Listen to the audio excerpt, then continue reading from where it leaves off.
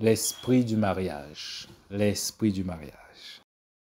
Mes amis, mes frères et sœurs, je bénis le Seigneur parce que Dieu est bon, sa bonté est mieux que la vie. Sa bonté est éternelle.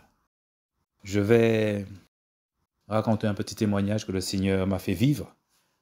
Parce qu'un témoin, c'est celui qui a vu. S'il n'a pas vu, il a entendu. S'il n'a pas entendu, il a expérimenté quelque chose. Ça veut dire qu'il était là. C'est ça un témoin. C'est pour ça que le Seigneur dit souvent, il dit dans la parole déjà que vous serez mes témoins.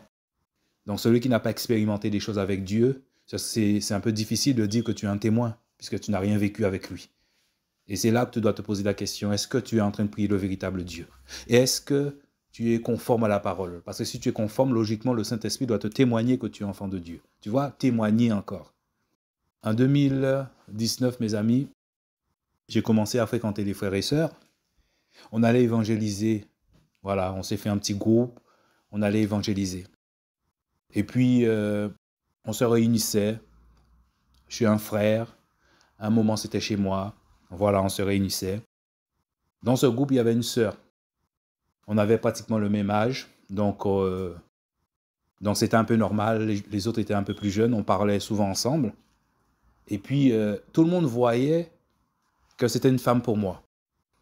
Tout le monde voyait que c'était une femme pour moi. Et les jeunes me disaient, ah, mais tu vois pas, c'est une sœur pour toi, tu vois pas, il faut ouvrir les yeux, tout ça. Et moi, je venais d'être touché par le Seigneur. Donc, je connaissais pas grand-chose des assemblées. Je connaissais pas grand-chose d'être avec des frères et sœurs. Donc, je donnais du crédit à ce qu'ils disaient. Donc, on parlait, tout ça, on parlait, je parlais avec la sœur, on parlait entre nous, tout ça. Mais le Seigneur m'enseignait aussi. Parce que moi, j'ai toujours obéi au Seigneur. En fait, j'ai toujours cherché à obéir à Dieu parce que le Seigneur m'a touché, je n'étais pas dans une assemblée. Le Seigneur m'a visité, je n'étais pas dans une assemblée. Et le Seigneur m'a toujours enseigné en parallèle d'une assemblée locale. C'est pour ça que c'est le Seigneur qui donne la parole que tu dois dire, l'évangile que tu dois annoncer.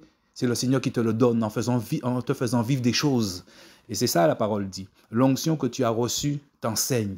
Garde les enseignements que l'onction te donne. Ce n'est pas un homme te donne, mais l'onction qui est en toi te donne. C'est ces enseignements que tu dois garder. C'est comme ça que le Seigneur peut t'enseigner différemment d'un autre. Vous voyez mes frères et sœurs? Et donc, on discutait avec la sœur tout ça. Et puis les frères me disaient que voilà, parce qu'on discutait ensemble, tout ça, même dans ma pensée, il n'est pas question de ça. On discutait juste de frères et sœurs, voilà. Mais ils ont tous vu que c'était ma femme. À force d'entendre que les frères me disent ça, les sœurs, tout ça, ils me disent ça, qu'est-ce que j'ai fait? Même si au fond de mon cœur, je sentais que ça venait pas du Seigneur, donc j'ai été demander au Seigneur. Seigneur, mais peut-être que je ne vois pas quelque chose. Peut-être que je ne vois pas parce que tout le monde me dit je ne vois pas. Moi, je ne connais pas grand-chose. Alors, Seigneur, qu'est-ce que toi, tu dis? Le Seigneur ne m'a pas forcément répondu d'un coup ou voilà, où j'ai su tout de suite. Non, ça a toujours été au fond de moi que non, cette femme n'est pas pour moi. Et à partir de là, le Seigneur me commençait à me montrer des choses. Je voyais à l'intérieur d'elle, je voyais qu'elle n'était pas guérie, je voyais plein de choses. Le Seigneur me montrait plein de choses.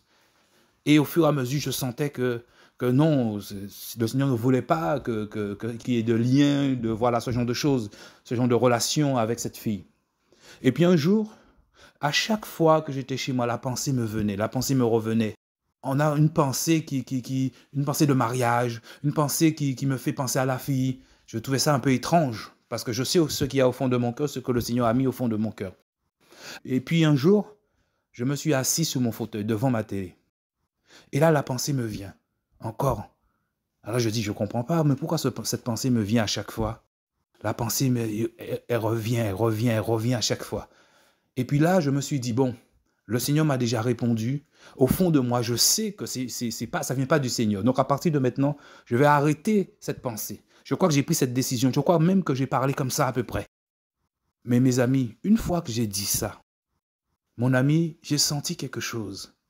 Ce que je vous dis va vous paraître un peu étrange.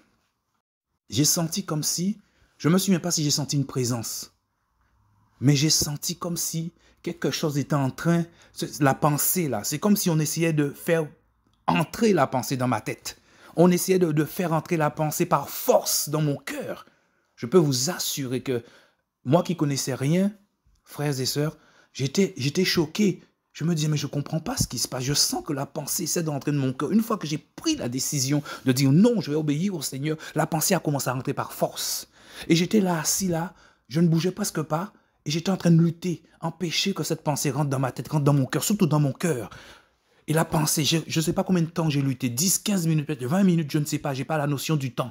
J'ai senti que la pensée, comme si quelqu'un essaie de forcer quelque chose à rentrer en vous, à rentrer dans vos têtes, dans votre cœur. Et j'ai résisté à cette pensée. J'ai résisté à cette pensée. À un moment, j'ai senti que, comme si elle était partie, la pensée était partie. J'ai plus ressenti cette pensée.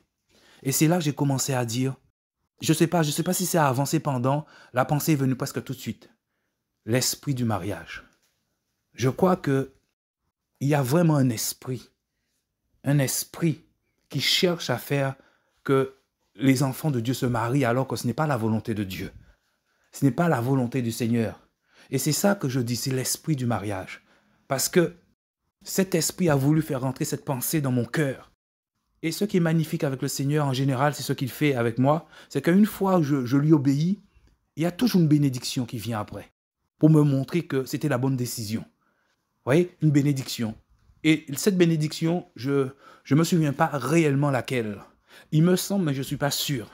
Il me semble que c'est tout de suite après le Seigneur m'avait dit « annonce ma parole ». Ouais, annonce ma parole, il me semble. Mais comme j'écris toujours les choses, peut-être qu'il faut que je vérifie ce que j'avais écrit. Mais c'était ça, pendant que j'étais assis sur mon fauteuil, mes amis. Un esprit, je ne sentais pas sa présence, mais je sentais surtout la pensée qui voulait rentrer dans mon cœur par force, dans mon cœur. Et je me suis opposé à cette pensée. Et j'avais la force du Seigneur parce que je sais au fond de moi que le Seigneur ne voulait pas que je me marie. Il ne voulait pas que j'entreprends ce chemin. C'est pas encore mon temps. Voilà. Et donc c'est ça, mes amis, l'esprit du mariage. Alors mes frères et sœurs, qu'est-ce que je peux vous dire? C'est ce témoignage que j'ai vécu. Vous voyez? On sait bien qu'on est dans des assemblées, les gens on cherche toujours à se marier, voilà, parce qu'on n'a pas envie de rester seul. Il y a beaucoup de sœurs et beaucoup de frères qui sont, ça fait des années qu'ils sont seuls. Oui, mais est-ce que c'est la volonté de Dieu que tu te maries? C'est pas parce qu'un homme te dit que c'est ta femme, ou une femme te dit que c'est ton mari ou ta femme que tu dois te marier. Non, mon ami, il faut toujours demander au Seigneur, est-ce que c'est sa volonté? Est-ce que c'est sa volonté que tu te maries? Tu peux te marier, mon frère, ma sœur, tu peux te marier. Et le Seigneur le dit d'ailleurs. Beaucoup de personnes n'iront pas au ciel à cause du mariage. Vous voyez, à cause du mariage, il le dit. Il dit à cause aussi des plaisirs, à cause du travail. Vous voyez, il dit ces choses. Il faut être vraiment sûr que c'est la volonté de Dieu, mes frères et sœurs. La volonté de Dieu. C'est vrai que le Seigneur disait que la chair est faible. Oui, la chair est faible, c'est vrai. Mais il faut toujours demander au Seigneur, est-ce que c'est sa volonté? Et si ce n'est pas sa volonté, il ne faut pas hésiter à vous séparer. Séparez-vous. Séparez-vous de ces gens. Ce sont des frères, ce sont peut-être des sœurs, oui. Mais si tu continues avec eux, ça va poser des problèmes. Il faut vous séparer des fois, il faut vous séparer. Et donc c'est ça que je voulais partager. Faites attention à l'esprit du mariage. Il y a beaucoup de gens qui ne savent pas ces choses. Moi, je ne le savais pas non plus. Mais j'ai vécu c'est comme une lutte spirituelle en fait. C'est comme une lutte, tu es là, tu bouges presque pas et tu sens qu'il y a une force qui veut rentrer en toi. Et tu t'opposes parce que ce n'est pas la volonté de Dieu. Et c'est la force que tu as, c'est le fait que le Seigneur te dit non, ce n'est pas ma volonté. Donc tu t'attaches à ça, que ce n'est pas la volonté du Seigneur. Donc tu ne veux pas que cette pensée rentre. Si cette pensée rentre, c'est fini pour toi. Tu vas te marier. Ton cœur va être rempli, tu vas te marier, c'est fini. Alors mes amis, méfiez-vous de l'esprit du mariage. Il faut vraiment sûr que ce soit la volonté de Dieu. Il faut être vraiment sûr. On va sûrement vous dire que l'homme n'est pas fait pour rester seul. Mais le Seigneur Jésus est venu, il a dit à Pierre, il disait aussi aux apôtres, tout le monde n'est pas destiné à se marier. Voilà. Si c'est la volonté de Dieu, le Seigneur te donnera une femme, il te donnera un mari, si c'est sa volonté. Il connaît ce que tu as dans ton cœur. Avant même que tu sois né, il savait déjà tout de toi. Il t'a préparé à ces choses-là. On n'a pas envie de vivre seul, on n'a pas envie de vieillir seul, je le comprends. Je suis comme tout le monde. Mais il ne faut pas entreprendre un chemin que Dieu ne veut pas que tu entreprends. Peut-être que ce n'est pas le temps. Notre temps est toujours prêt, disait le Seigneur. Peut-être que ce n'est pas le temps du Seigneur. Alors ne t'engage pas dans des choses. Ne te laisse pas égarer par ce que tu vois, la beauté d'une femme, la beauté d'un homme. Non. La gentillesse d'un homme, la gentillesse d'une femme. Non, mon frère, ma sœur. Est-ce que c'est la volonté de Dieu? Si c'est la volonté du Seigneur, il te le dira de toute façon. Et tu seras un homme heureux, tu seras une femme heureuse parce que le Seigneur t'aura donné ton mari ou t'aura donné ta femme.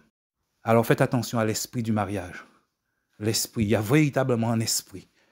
Comme je pense dans tout. Tout ce qui est mauvais, il y a forcément un esprit qui veut que tu entreprends ce chemin. Mais est-ce que c'est la volonté de Dieu? Que le Seigneur soit béni au nom de Jésus. Amen.